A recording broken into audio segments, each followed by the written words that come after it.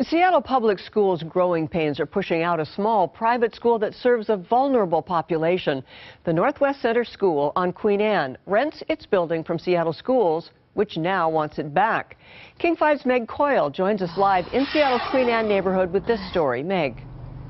Jean, this building houses a very unique program that's designed to include children of all ages and of all abilities, from 6 months up to 12 years. But now, after 28 years at this location, its landlord, Seattle Public Schools, is terminating their lease.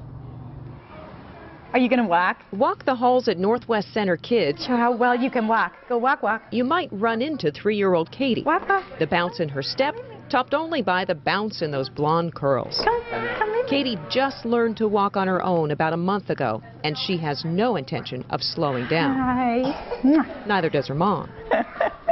Anu Cortade is the mother of 2 children with special needs, one of more than 100 families who rely on this special place. Like my son, he flops his arms like crazy and he doesn't look at kids, but they come in here and they grab him, the kids, and they go, "Hi, Zach," and they look at him and you're just like, you know that wouldn't happen in any other place. But Northwest Center Kids is living on borrowed time. Seattle Public Schools owns the building, and after 28 years, it wants it back. Seattle has been going through a ton of enrollment growth. Northwest Center has 6 months to move out so the district's homeschooling program can move in. In order to get the work done to be ready for the K-12 students that are going to be served in that building, we have to start the work in July. I feel like they've dropped a bomb on us. President and CEO Tom Everill sees the need, but says 6 months isn't enough time. Do the build-out of leasehold improvements, obtain licensing, and move the whole community in 6 months. It's just not feasible.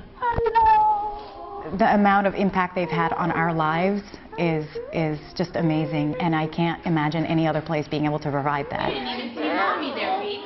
The school district is trying to provide other options, but time is running out, and parents fear their kids will end up paying the price. Most of our kids are going to end up in Seattle Public Schools, and we support, that they need to do what they need to do, but it can't be at the expense of other kids. Now, the district gave the school 6 months notice, which technically is all that's required under the terms of the lease. The school was just hoping for more time, more of a heads up, because the alternative location being proposed, Van Asselt School on Beacon Hill, they don't believe will be ready in time for that school to reopen. Reporting live in Seattle, Meg Coyle, King 5 News.